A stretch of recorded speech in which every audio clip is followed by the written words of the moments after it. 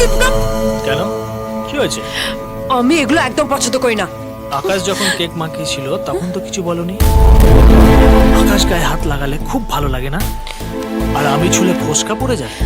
আকাশ গায়ে হাত দিল, তার মধ্যে কোনো ভুল উদ্দেশ্য থাকে না বিক্রম। ও তাহলে বলো, আকাশ কিভাবে হাত দেয়? আমিও ঠিক সেইভাবেই হাত দিই।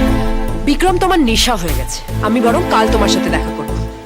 অঞ্জলি, আজ রাতে তুমি আমার সঙ্গে থাকবে। বিক্রম প্লিজ, কি করছো?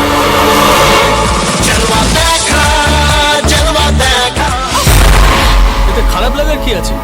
তুমি তো আমাকে ভালোবাসো। যাকে দিনে ভালোবাসো তাকে রাতে ভালোবাসতে পারবে না?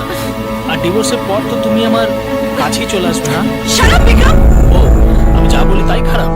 আর আকাশ যা বলে যা করে সব ভালো? ও বড় ঘরের ছেলে বলে অনেক টাকা দিয়ে তোমার বাবা আমার থেকে তোমাকে কিনে ওর গলায় ঝুলিয়েছে। কি বলতে চাইছো তুমি? হ্যাঁ, তোমার বাবা 50 লাখ টাকার বিনিময়ে আমাদের ভালোবাসা কিনেছিল।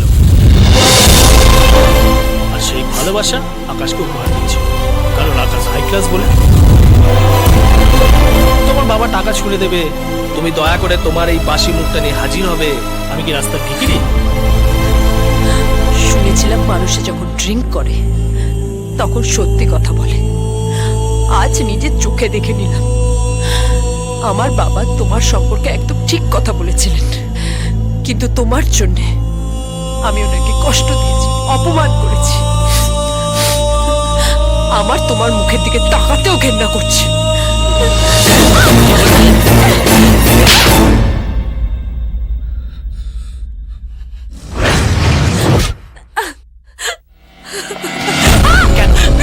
কিসের এত ঘৃণা? হ্যাঁ, একই ছাদের নিচে থেকে আকাশের সঙ্গে তোমার কোনো সম্পর্ক নেই সেটা তুমি বলতে চাইছো?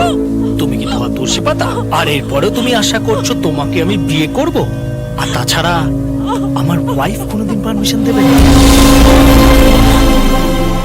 মানে তুমি বিয়ে করেছো? কেন, তুমি বিয়ে করোনি?